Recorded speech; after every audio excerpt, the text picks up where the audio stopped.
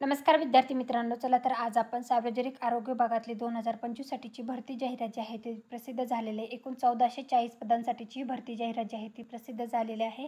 गट या या पदासाठीची भरती जाहिरात असणार आहे. वेतन श्रेणी जी आहे ते 56,100 ते 1,77,500 अशी असणार आहे.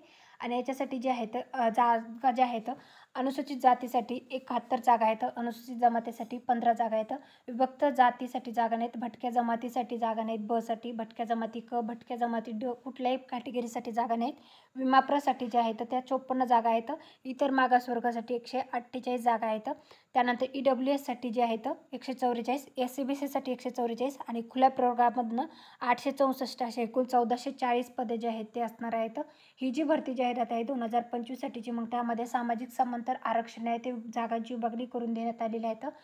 आणि याच्यामध्ये जे आहेत अनाथ उमेदवारासाठी 14 जागा राखीव ठेवण्यात आलेल्या आहेत आणि दिव्यांग उमेदवारासाठी जे आहेत जागा राखीव ठेवण्यात आलेल्या आहेत. 58 पदे जे आहेत ते दिव्यांग उमेदवारासाठी राखीव ठेवण्यात आलेले आहेत. ही जी भरती जाहिरात जी आहे सार्वजनिक आरोग्य विभागाची 2025 साठीची, तर ती प्रसिद्ध झालेली आहे. महाराष्ट्र शासनाची ही भरती प्रक्रिया असणार आहे.